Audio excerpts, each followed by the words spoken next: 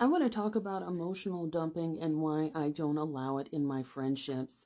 And I think we're seeing, I think we've seen various examples of emotional dumping from women on the internet. Hi, my name is Dr. Natalie Jones. Um, so, one of the things that, I'll use the most recent example, and I'm sure, because it's fresh on everybody's mind, a lot of people have seen it, right? Where the woman kind of came on the internet and was complaining that, her boyfriend wouldn't, she had went and asked her partner to go and buy her some Coach bags, and they wouldn't do it unless she met like this criteria. And so another influencer bought her the Coach bags, and people were like expecting her to do something, right? Like these people who came together and they gave her a genuine bona fide solution. They were also very concerned that, hey, your partner isn't generous, right? And what did she do? She did exactly what I expected her to do, which is come on and defend her person tooth and nail. She's not going anywhere. And it's not to say that, I have any judgments about this woman, because I don't. Not in that way, but it's because this is something that I've seen happen time and again in friendships. And, and you guys might think I'm crazy or whatever, and it's fine. That's okay. But one of the things that I no longer allow, because this happens a lot, particularly for those of us who are in helping professions, any therapist, any nurse, any teacher, anybody that's in a helping profession where you're compassionate, you guys probably get it double, triple, quadruple more than anybody else from friends and family, where there is this expectation that I'm going to come to you with my problems and you're going to be like my pro bono therapist and you're going to listen to me, continue to dump all my problems and blah, blah, blah, blah, blah, blah. And I'm just going to use your ear, right? And usually most of the time, people like this offer very little in return, right? They just want to kind of dump everything on you. They've used you, and now that's sort of freed up this space and this mental clarity. And now that they've verbally vomited on you, they feel better to go back into the shitty circumstance that they were in, right? And this is why I don't allow my friends to come and do that to me anymore, right? And I don't care if that means that they've got to waddle off into the sunset, whatever floats your boat. I'm fine, but I'm very like, my time is precious, my energy is precious, and I no longer want energy vampires. So if my friends come to me with a problem, then they need to have solutions, right? They can't just come to me and like dump problems. You need to come to me with, solutions and things that you've already tried, right? That you've genuinely bona fide tried. And so it needs to be something where you've actually put in your own emotional labor and effort to try and fix, and maybe some of the things that you've done to try and troubleshoot hasn't done it. And the other thing I don't allow, I don't give, endless chances for people to do this either, right? Because I think when you do emotional labors for friends, then that helps them to negate their own responsibility to do their own work. It's part of the reason why people don't want to go to therapy. Why do I need to go to therapy? I have all these girlfriends or all these friends that'll listen to me talk about my problems for free. I don't want to do that. You don't need to be anybody's free show pony. People need to do their work. They need to do their own progression through life. Friends are meant to have fun with, to have experiences with. And I think people get it twisted because they think of friends like free labor for you, and you're not supposed to do that. That's not what a friendship is. It's certainly not what my definition of a friend is. I'm certainly not going to do that. And I wouldn't even do that for family either, so don't get it twisted. Same rules go for friends and family at this stage of my life. And so, I also don't allow people to do this more than once a year.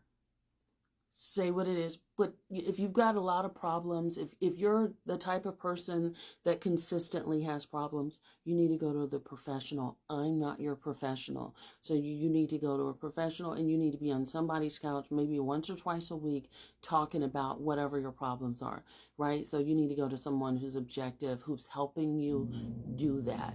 That is a service that you are going to them for, right? Your friends need to be served for experiences, fun times, and stuff like what I'm saying. And I think we've gotten away from that, which is why people get ghosted a lot in friendships, why people just cannot put up with, because people start to become quietly resentful over the fact that they feel like you're taking advantage of them. And a lot of times what happens is when you do all this emotional dumping, you're not even asking the other person how they're doing. You're not asking them about hobbies, interests, and how their life is going. You're not, that's usually how it is. It's usually a one-way street with energy vampires.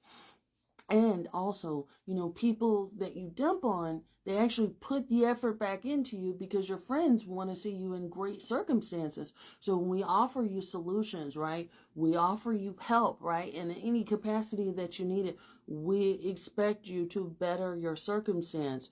We don't expect you to run straight back to it and say, I got a good man, girl. What the hell are you talking about? We don't expect that, right? Because you're up here singing a completely different tune, complaining about how bad he is. But then when we call you on it, we expect you to be accountable for what you said and what you wanted to do, and you don't do it. You don't have a friend anymore.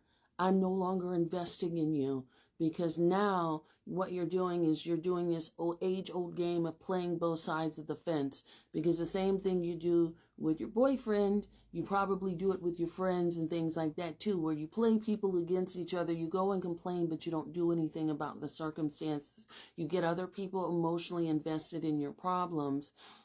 And when they genuinely want to help you and see you do better, you could care less. And not only that, but you end up treating your friend like crap and going back to the circumstance or the person that you said, that you said X, Y, and B about, right? You said all these things about, but next thing you know, and you're probably going back to that person saying, they're just jealous. They want our relationship. They're, all of these things. So do you see how that pathology plays out in friendship? It's emotional immaturity at its finest.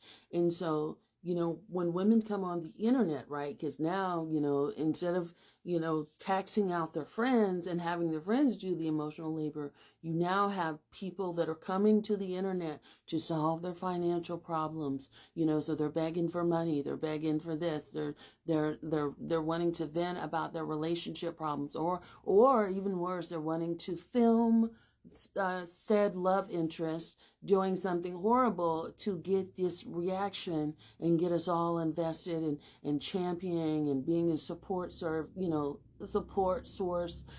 for them, and again, offering help, offering, because a lot of people offer resources, they offer help, they offer, what's your Cash App, or do you have a GoFundMe, so people are genuinely invested and they want to help. It's a scam. Don't do it.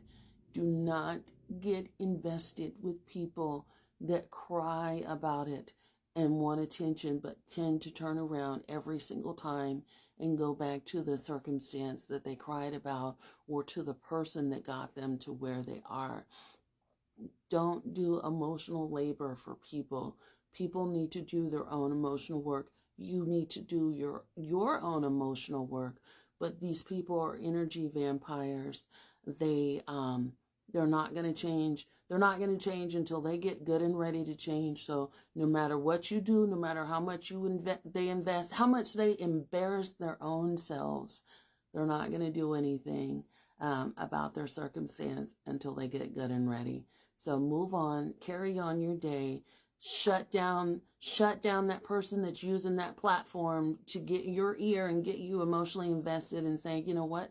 You cannot take up time in my day about this. You need to work to solve your own problems.